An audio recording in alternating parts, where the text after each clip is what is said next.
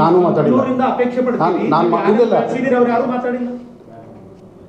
ನಾನು ಸ್ಪೆಸಿಫಿಕ್ ಆಗಿ ಹೇಳಿದ ಒಬ್ಬ ಚುನಾವಣೆ ನಿಲ್ಲುವಂಥ ಅಭ್ಯರ್ಥಿ, ನನ್ನ ಬಗ್ಗೆ ಗೊತ್ತಿರುವಂಥ ಅಭ್ಯರ್ಥಿ, ನಾನು ಸ್ಟ್ರಾಂಗ್ ಕಂಟೆಂಡರ್ ಇರುವಂಥ ಒಬ್ಬ ಅಭ್ಯರ್ಥಿ. ಶಾರ್ಟ್ ಲಿಸ್ಟ್ ಒಳಗೆ ನಂದು ಇಬ್ಬರದ್ದು ಅಂದರೆ 3 ಜನರು ಹೋಗಿತ್ತು, ಕಡೆಗೆ ಒಬ್ಬರು ತೆಗೆದು ಮತ್ತು ಇಡೀ ಎಲ್ಲರಿಗೂ ಗೊತ್ತಾಗಿತ್ತು ನಂದು ಅಥವಾ ಸಂಕನೂರು ಅಥವಾ ಲಿಂಗರಾಜ್ ಅಂತಲೇ ಇಡೀ ರಾಜ್ಯ ಅಥವಾ ಈ 4 ಜಿಲ್ಲೆಯೊಳಗೆ ಮಾತುಕತೆ ನಡೀತು.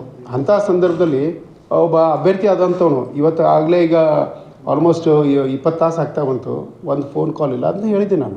ಯಾಕಂದರೆ ಅಭ್ಯರ್ಥಿ ಆಗವ ಅಟ್ಲೀಸ್ಟ್ ಅಲ್ರಿ ನಮ್ದೇನು ನಾನು 37 ವರ್ಷ ಅಲ್ರಿ.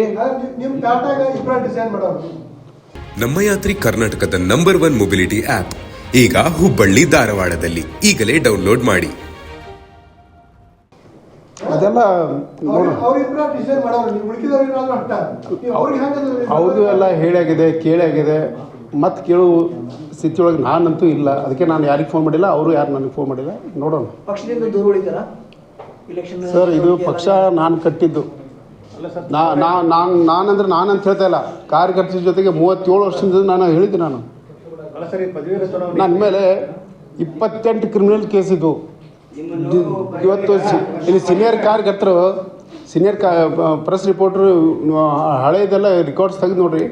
ದಿನನಿತ್ಯ ಹೋರಾಟ, ದಿನನಿತ್ಯ ಹೊಡೆದಾಟ ಬಡದಾಟ, ದಿನನಿತ್ಯ ಪೊಲೀಸರುಗಳು ಕಿರಿಕಿರಿ. 28 ಕ್ರಿಮಿನಲ್ ಕೇಸ್ ನನ್ನ ಮೇಲಿದ್ದು.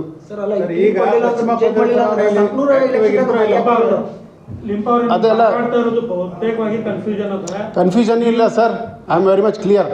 ಈಗಂತೂ ನಾನು ಸದ್ಯಕ್ಕೆ ರಾಜೀನಾಮೆ ಕೊಟ್ಟಿದ್ದೀನಿ. ಒಂದು 8 ದಿವಸ ನಾನು ವೇಟ್ ಮಾಡ್ತೀನಿ, ಆಮೇಲೆ ನಾನು ನಿಮ್ಮ ಜೊತೆ ಬರ್ತೀನಿ. ನೀವು ಅಷ್ಟು ಪ್ರಮುಖ ಜವಾಬ್ದಾರಿಗಳಿದ್ದವರು, ಶಿಸ್ತು ಸಮಿತಿ ಅಧ್ಯಕ್ಷರಾಗಿದ್ದವರು, ಇವತ್ತು ಬಂದು ಇಲ್ಲಿ ಬಿಜೆಪಿ ವಿರುದ್ಧವಾಗಿ ಮಾತಾಡಕ್ಕೆ ಕೂತಿದ್ದೀವಿ. ಅಲ್ಲ, ಅದಕ್ಕೆ ರಾಜೀನಾಮೆ ಕೊಟ್ಟು ಬಂದಿದ್ದೀನಿ ನಾನು. ಅದು ಬಿಟ್ಟಾಕ್ರಿ, ರಾಜೀನಾಮೆ ಕೊಟ್ಟು ಬಂದಿದ್ದೀನಿ ಸರ್. ಒಬ್ಬ ಕಾರ್ಯಕರ್ತನು ಶಿಸ್ತುಬದ್ಧನೆ, ನೀವೇ ಹೇಳೋ ಪ್ರಕಾರ ಈಗ ಶಿಸ್ತು ಬಿಜೆಪಿ ವಿರುದ್ಧ ಮಾತಾಡ್ತಾ ಇದ್ರಿ. ಬಿಜೆಪಿ ಇದನ್ನ ಯಾವ ರೀತಿಯಾಗಿ ಟಾಲರೇಟ್ ಮಾಡ್ತಾರೆ?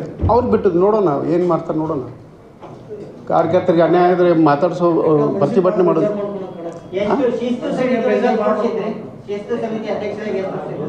5 ವರ್ಷ ಮೇಲಾಯ್ತು ಹೇಳಿಸಿದ್ದೆ. ಎಲ್ಲರೂ ಇಲ್ಲ ಲಿಂಗರಾಜ್ಗೆ ಅನ್ಯಾಯ ಆಗಿದೆ, ಲಿಂಗರಾಜ್ ಈ ಸಲ ಮಾಡೋದು ಅಂತಂದಿದ್ರು. ಈ ಸಲದ ಕೋರ್ ಕಮಿಟಿಯೊಳಗೆ ಪ್ರತಿಯೊಬ್ಬರು ನನ್ನ ಪರವಾಗಿ ಮಾತಾಡಿದರು.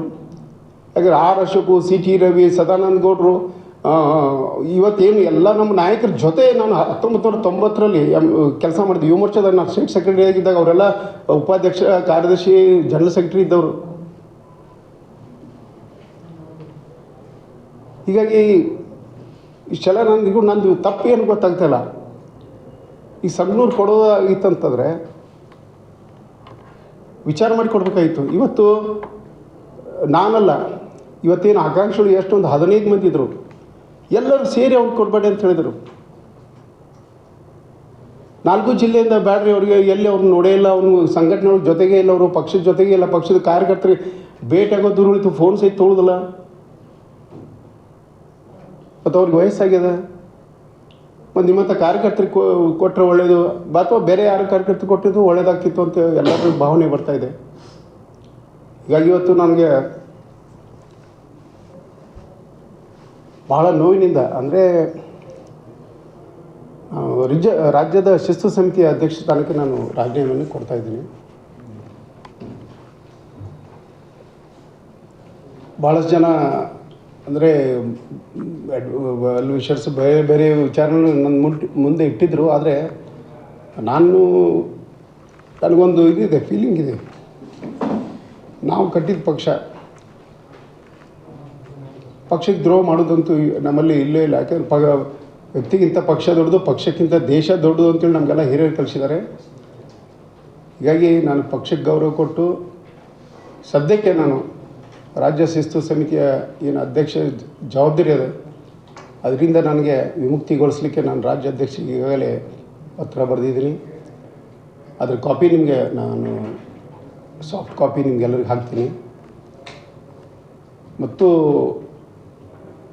8 ದಿನಗಳ ಕಾಲ ನಮ್ಮ ವರಿಷ್ಠರಿಗೆ ಏನು ಇಲ್ಲಿ ಜವಾಬ್ದಾರಿ ತೊಗೊಂಡು ಏನು ನಿರ್ಣಯವನ್ನು ಕೈಗೊಂಡಿದ್ದಾರೆ ನಮ್ಮೆಲ್ಲ ನಾಯಕರು, 8 ದಿವಸಗಳ ಕಾಲ ನಾನು ಅವರಿಗೆ